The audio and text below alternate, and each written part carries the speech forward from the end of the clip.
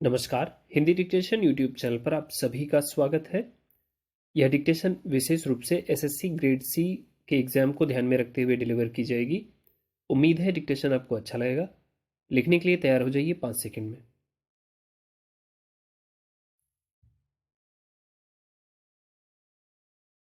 अध्यक्ष महोदय, अर्थव्यवस्था को और मजबूती देने और उसकी रफ्तार बढ़ाने के लिए सशक्त और आत्मनिर्भर एमएसएमई का होना बहुत आवश्यक है। अनेक सरकारी सुविधाओं और योजनाओं के बावजूद अभी यह क्षेत्र अनेक चुनौतियों का सामना कर रहा है, जिसके समाधान के लिए समुचित प्रयास होने चाहिए। किसी भी उद्यम को चालू करने के लिए कुछ बुनियादी जरूरतों का होना बहुत जरूरी है। सूक्ष्म, लघु और मध्यम उद्यम यानी एमएसएमई भारतीय अर्थव्यवस्था की रीढ़ माने जाते हैं। देश के औद्योगिक उत्पादन का 30% एमएसएमई क्षेत्र से आता है। 48% निर्यात में इनका योगदान है और रोजगार की दृष्टि से देखें तो कृषि के बाद कम पूंजी लागत पर सर्वाधिक रोजगार का सृजन करके देश के सामाजिक आर्थिक विकास में यह क्षेत्र महत्वपूर्ण भूमिका अदा करता है। इन उद्योगों से लगभग 11 करोड़ लोगों को रोजगार प्राप्त होता है। कोविड ने इस क्षेत्र को बुरी तरह प्रभावित किया है। इस क्षेत्र को मजबूत बनाकर ही बड़े उद्योगों को मजबूत बनाया जा सकता है। मगर सबसे बड़ी समस्या यह है कि इस उद्योग के पास संसाधनों की कमी है। एमएसएमई क्षेत्र के उद्यमियों के पास न तो ज्यादा वित्तीय पूंजी होती है और न ही बड़े उद्यमियों की तरह इन्हें व्यवसाय की कोई अच्छी समझ होती है। ज्यादातर सूक्ष्म और लघु उद्योग ग्रामीण इलाकों या कस्बों में लगे हैं, इसलिए इन्हें अवसंरचनात्मक सुविधाओं जैसे बिजली, सड़क, पानी आदि की समस्याओं का सामना करना पड़ता है। सूक्ष्म, लघु और मध्यम उद्यमों का विकास उनकी बाजार तक पहुंच, उत्पादों की गुणवत्ता, समय पर ऋण की उपलब्धता और प्रौद्योगिकी के उन्नयन आदि कारकों पर निर्भर करता है।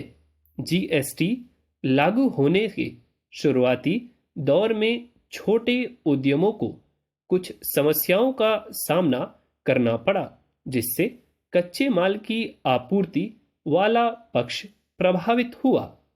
कोई भी उद्यम अगर अपने आप को आज के दौर की उन्नत तकनीक में नहीं ढालता तो वह औद्योगिक प्रतिस्पर्धा में पिछड़ जाता है।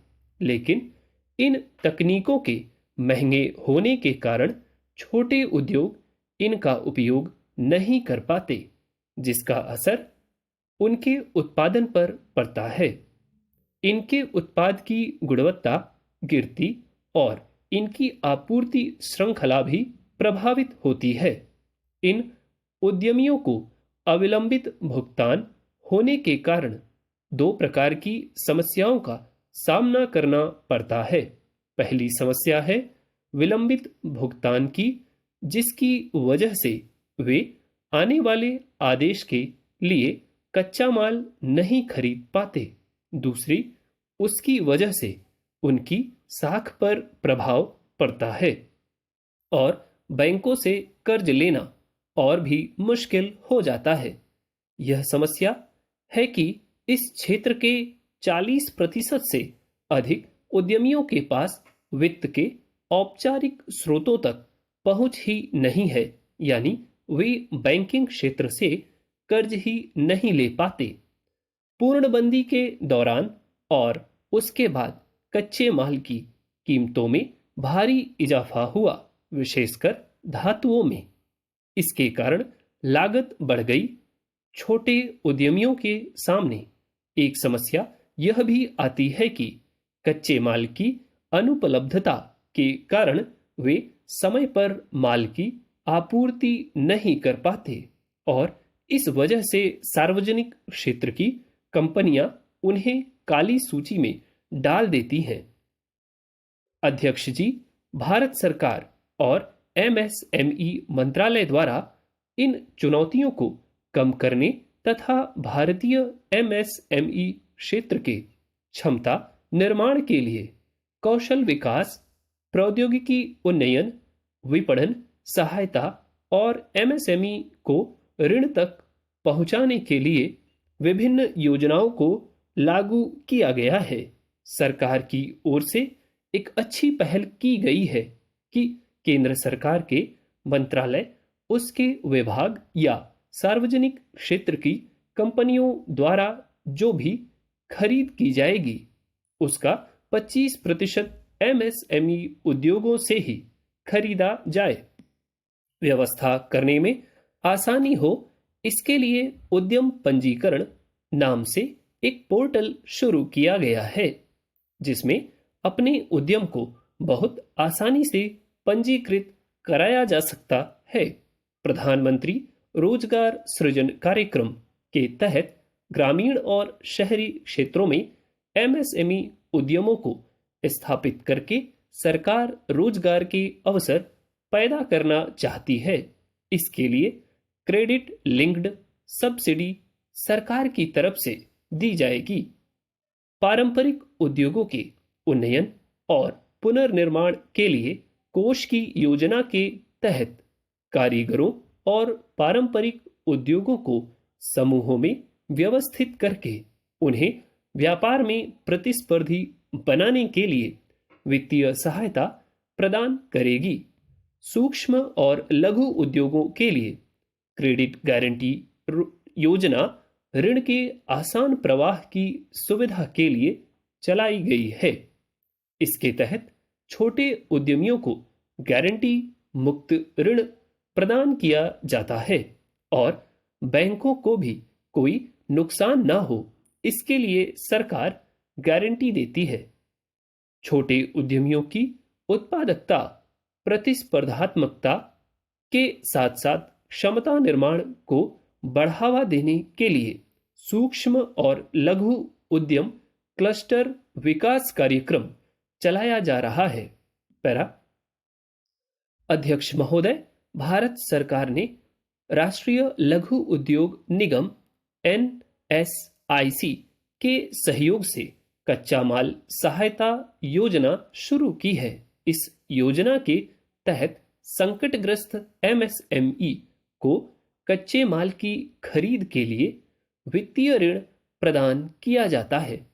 उत्पादकता में सुधार के साथ साथ एमएसएमई की क्षमता बढ़ाने के लिए एमएसएमई मंत्रालय ने सामान्य सुविधा केंद्र सीएफसी की स्थापना की है। इसके तहत इन उद्यमियों को प्रमुख समस्याओं को कम करके प्रौद्योगिकी, बाजार पहुंच, कौशल और गुणवत्ता बढ़ाने का प्रयास किया जाता है। अर्थव्यवस्था को और मजबूती देने और उसकी रफ्तार बढ़ाने के लिए सशक्त और आत्मनिर्भर एमएसएमई का होना बहुत आवश्यक है। अनेक सरकारी सुविधाओं और योजनाओं के बावजूद अभी यह क्षेत्र अनेक चुनौतियों का सामना कर रहा है, जिसके समाधान के लिए समुचित प्रयास होने चाहिए। किसी भी उद्यम को चालू करने के लिए कुछ बुनियादी जरूरतों का होना बहुत जरूरी है। औद्योगिक क्षेत्र में कानून व्यवस्था अच्छी और सुदृढ़ होनी चाहिए, तभी कोई उद्यमी निडर होकर भली प्रकार अपना व्यवसाय कर सकता है। अराजक तत्वों व भ्रष्टाचार के कारण उद्योग धंधे फल फूल नहीं पाते। अच्छे उत्पादन के लिए बिजली की निर्बाध आपूर्ति जरूरी है। उद्योगों के विकास के लिए अच्छी सड़कें और परिवहन व्यवस्था सही होना भी बहुत जरूरी है। एमएसएमई क्षेत्र में मुख्य समस्या कुशल श्रमिकों की आती है। सरकार को कौशल विकास कार्यक्रम को बढ़ावा देने के लिए अधिक से अधिक प्रशिक्षण केंद्रों की स्थापना करनी चाहिए ताकि विभिन्न कार्यों के जानकार और कुशल कारीगर अधिक संख्या में उपलब्ध हो सकें। यह डिक्टेशन एग्जैक्टली 100 वर्ड पर मिनट की है। उम्मीद है डिक्टेशन आपने लिख लिया होगा। जो वर्ड आपको कठिन लग रहे हो उनकी आउटलाइंस अलग से बनाइए, प्रैक्टिस करिए खूब, और फिर उसके बाद सुझाव आप दीजिए कि और क्या इंप्रूवमेंट की जा सकती है। वीडियो अच्छा लगता है तो आपको लाइक करना है, शेयर करना है फ्रेंड्स के साथ, और हाँ, यदि आपने अभी तक चैनल सब्सक्राइब नहीं किया तो कर लें, क्योंकि उम्मीद है इस सीरीज़ को मैं और आगे बढ़ाऊंगा 100 वर्ड पर मिनट की, जो स्पेशली ग्रेड सी के लिए हो। That's all, thank you.